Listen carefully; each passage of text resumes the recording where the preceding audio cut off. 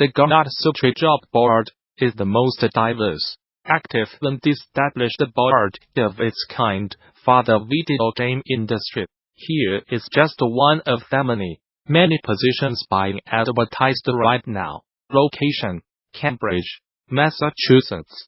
Description: Disbelief is a game development studio focusing on contracting and consulting services. We have worked with both AAA and independent studios to help their projects ship. Notable projects we have worked on include Gears of Warfare, Borderlands, The Handsome Collection, and Perception. At Disbelief, we are problem solvers. First and foremost, we like to dive in to figure out the reasons something is not working before fixing it. We take pride in solving problems others cannot. We value a sensible work-life balance and work environment. We work with leading-edge technologies to make them perform at the top of their capabilities. Currently, we are looking for a junior programmer. This opportunity is for a full-time position in Cambridge. MA Junior programmers at Disbelief are called on to develop and debug a variety of areas from gameplay to core engine programming. You are expected to learn new systems and projects as you grow as a developer, with support and training from more senior members of the team. Most importantly, you will work to solve problems with the help of the team. Key responsibilities, skills and requirements. Remote, no. But will you enjoy working from home up to 2 days a week? When project constraints allow, visa sponsorship, no. Technologies. Most of our work is C of varying standards with a sprinkling of other languages as needed for tooling. We do a lot of graphics programming work, using shader languages and platform graphics APIs, since we often are debugging the lower levels of systems. Being able to read X6 for ARM assembly is useful.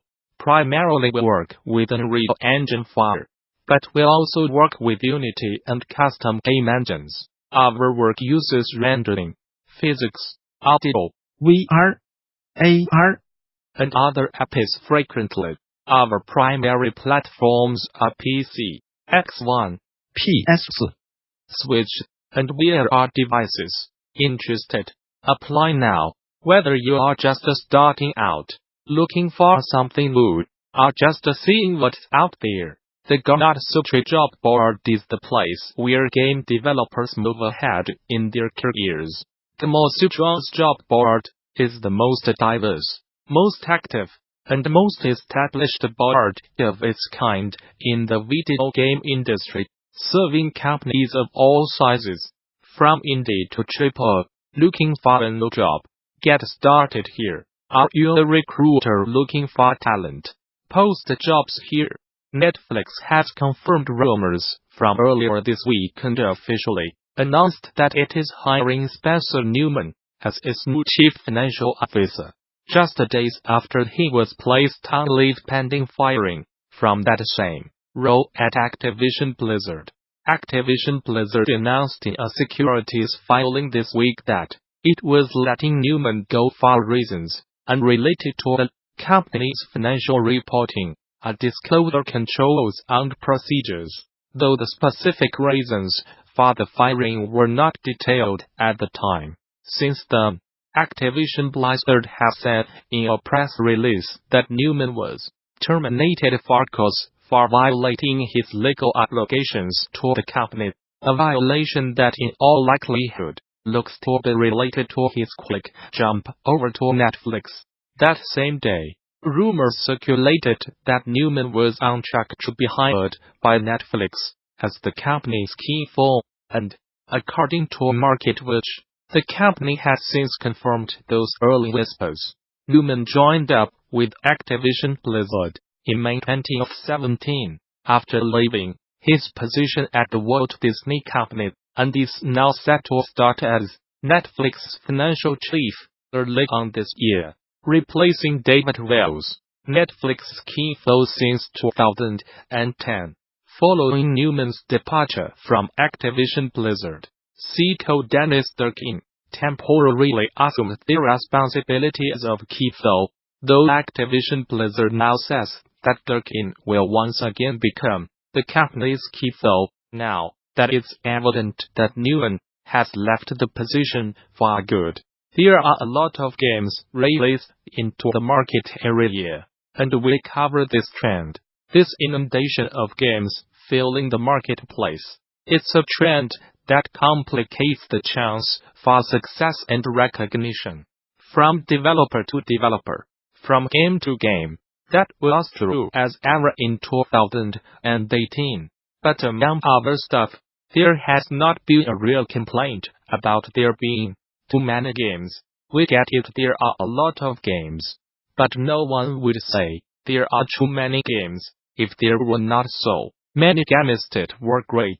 There were so many games that were great in 2018. Here are the 10 games that stood out in the minds of GAMASUTRASWRITERS this year. Selections in alphabetical order. WHENCELESTEFIRST came out this year. I played it for maybe a half hour, and then stopped. I just was not in the mood for yet another hard-as-hell platformer. It was not until I picked it back up at the end of the year, when I completely fell in love with it, and appreciated what it was doing.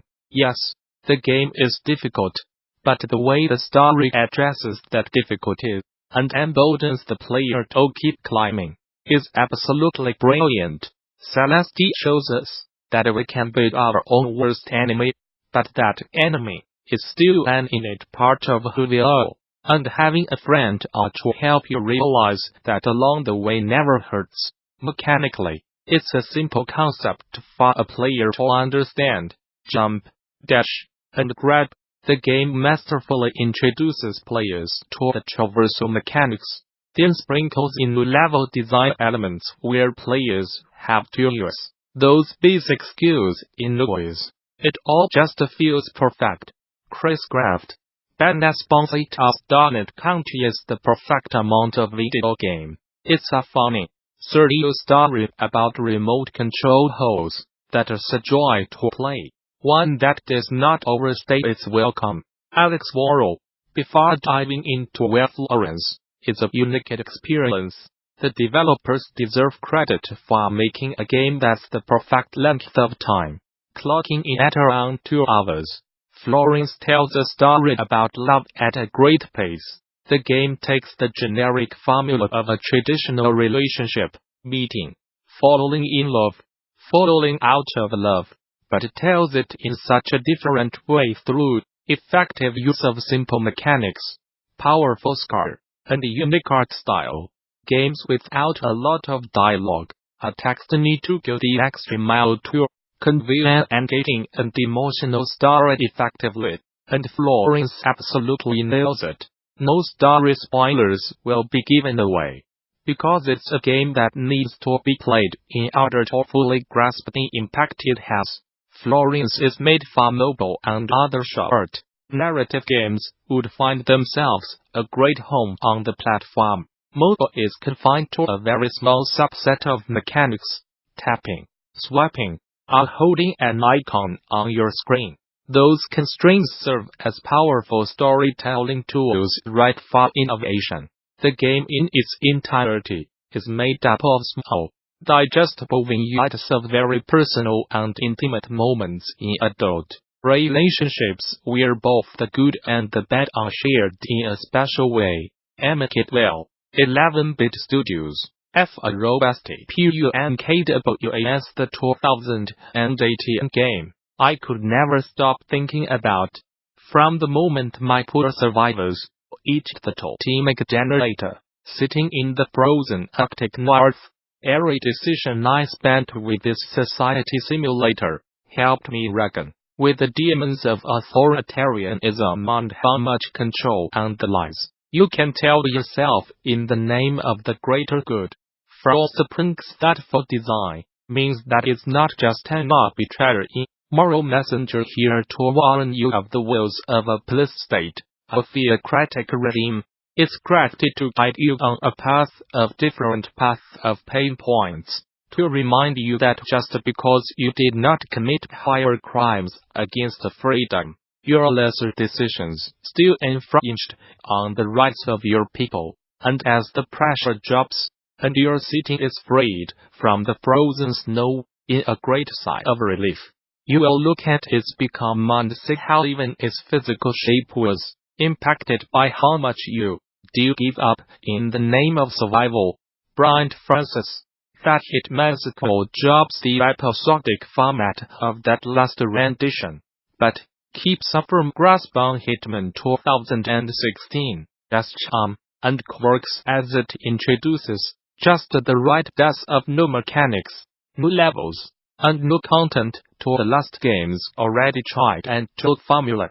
Hitman 2 X-Matic is in each of the massive sandboxes that each main story mission of the game is set in, and how it gives players the freedom to take complete ownership of their plans and assassinations. Whether the steps they took to complete those objectives were laid out by the game suggested or plotted out completely from scratch, while setting up a platform for another season's worth of depth and user-made content is an impressive feat. The team at IO Interactive also remade every level, both DLC and this Season 1,